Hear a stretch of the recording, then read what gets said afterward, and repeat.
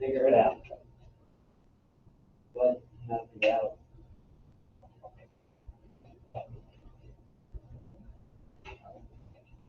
All right, so today we're going to start lesson 9.4 and we'll finish it tomorrow. So we'll cover this over 2 days. And our learning target is we want to be able to solve quadratic equations by factoring. So we've already kind of talked a little bit about how to solve quadratic equations another way by graphing, right? So that would be, kind of using Desmos and looking for your x-intercepts. But today we're going to be looking at, the key difference with today's, and this is why we went over your test, would be that we're solving by factoring, okay? Now, there is a difference, too, in the types of quadratic equations we're going to be solving today. They're in the form ax squared plus bx, right? And then plus c. So this is the part right there that we haven't really done yet, okay? Haven't really solved any quadratics that have that middle term, okay? So one of your big ideas, and it's your vocab term there, is this zero product property, okay? Basically, it says for any real numbers a and b, if you have it a times b, if either one is 0, then that solves the equation. To say that more simply, anything times 0 equals what? 0, right? Which is obvious, but it's easy to forget in the middle of a big math problem, okay? So this is why factoring is helpful, right? Because if we have two linear factors, say x plus 3 and x plus 2, we can easily figure out what to plug in for x to make those equal to 0, right? That's why linear factors are helpful. All right, so we are going to practice in example 1, already factored out expressions and how to solve these equations, okay?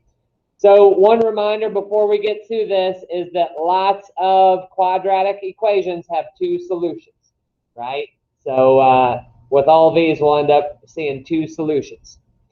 All right, so what you basically want to do when you have your factored out expressions, which we do here, is you want to set each factor equal to 0, okay? So you want to set 4t plus 1 equal to 0. You want to set the other one equal to 0 as well, and that's how you'll get your other solution. So also t minus 2 equal to 0. Then you just have a couple simple like linear equations to solve, right? So if I'm solving the purple one, I'm going to subtract 1 from both sides to get 4t equals -1. And then I'm going to divide both sides by 4 to get 1t equals -1/4 or -0.25, right?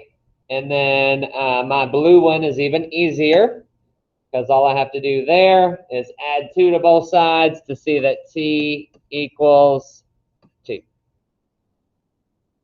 So those are your 2 solutions. So like on Math XL, what your answer would look like would be, it would say probably t equals blank, and then you would put -1/4, comma 2, or 2, comma -1/4. Those are your 2 solutions, okay? If we graph that quadratic, those would be your x-intercepts, okay?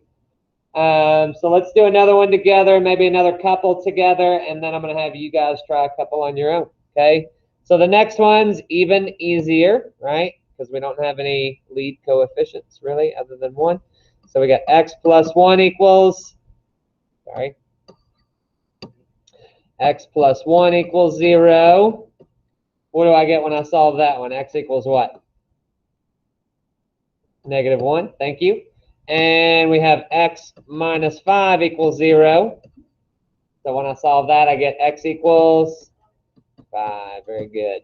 Okay. And those are my 2 solutions, so I can just go ahead and box them in.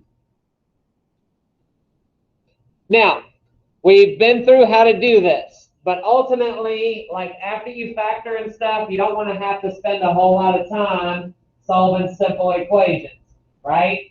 So because these are all set equal to 0, you can kind of take a mental math kind of shortcut. So a lot of teachers will say, like, when you solve these, the solution is, they say the opposite of the back divided by the front. I don't really like using stuff like that, but if it helps, use it, right? So here's what that looks like. So the opposite of the back number, -1, divided by the front, 4. -1 over 4, right? So let's practice without really showing our work and see if that kind of makes sense, okay? The opposite of the back divided by the front, okay? And if it doesn't make sense, then you got to solve a two-step equation. So not the end of the world.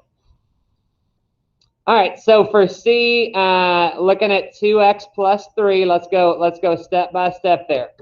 So what's the opposite of the back? What's the opposite of 3?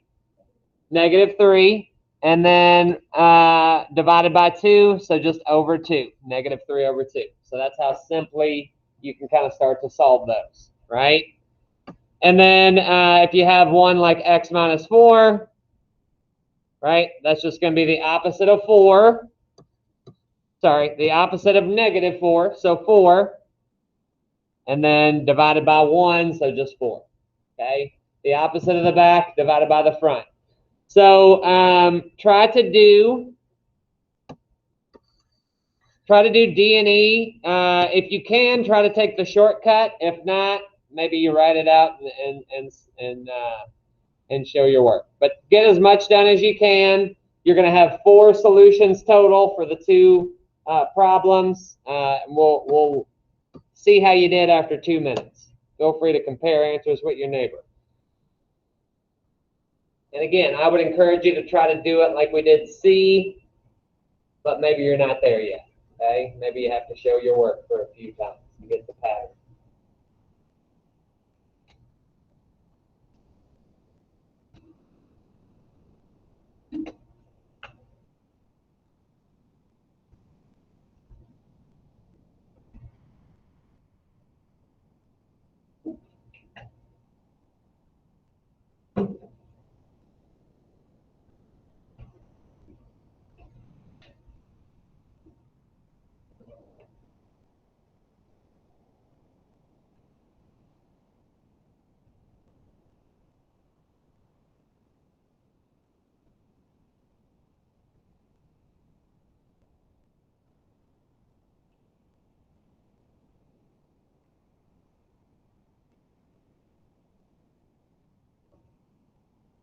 And then if you happen to have a calculator handy, I'm going to kind of make one more point after we go over these, so maybe grab that.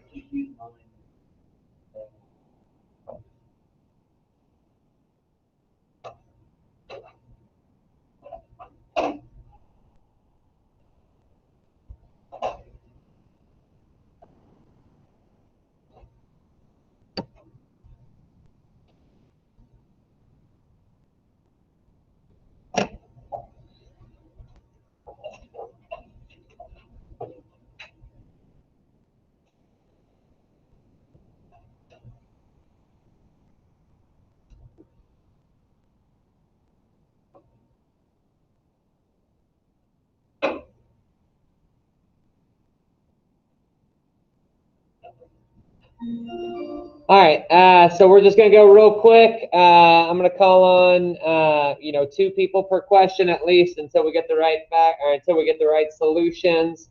But we'll just see if you guys are catching on. Lily Phillips, can you tell me what I get for this factor right here? Y equals what?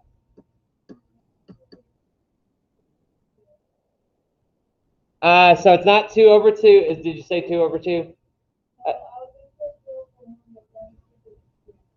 Right. Oh yeah. So you just did it backwards. You got the right idea, but you did it backwards. Okay. You did the front over the back. It'd be the opposite. Grant, you want to tell me what you got? -1 over 2. So the opposite of the front, meaning the opposite of 1. So -1. And then divided by the back, right? So that'd be 2. So -1/2. If you got that, nice job.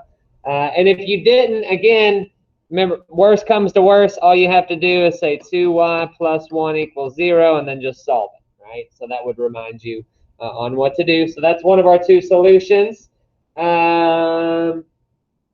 Let's see. Corey, can you tell me what we get for our other one there?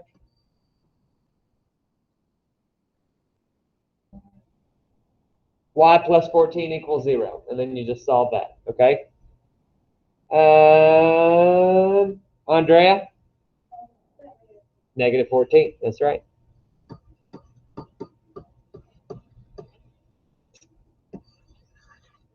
All right. Looking at E. This factor here. Robert, what do we get?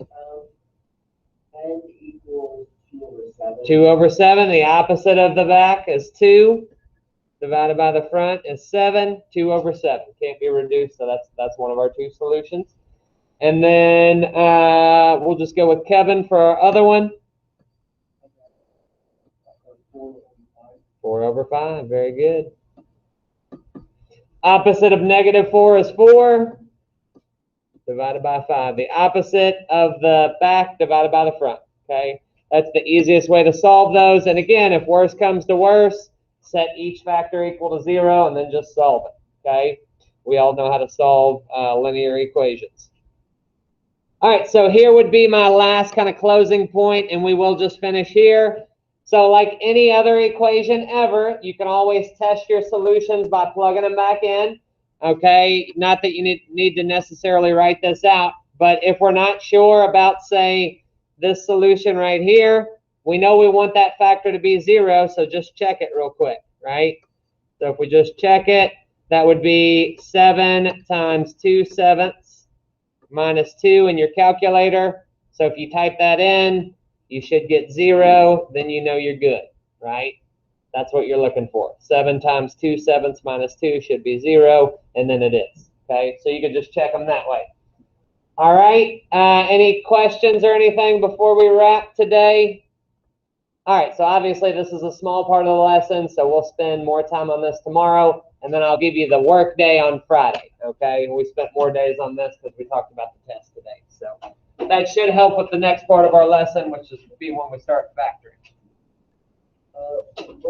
What do we do on the show later today? You can try, that's fine.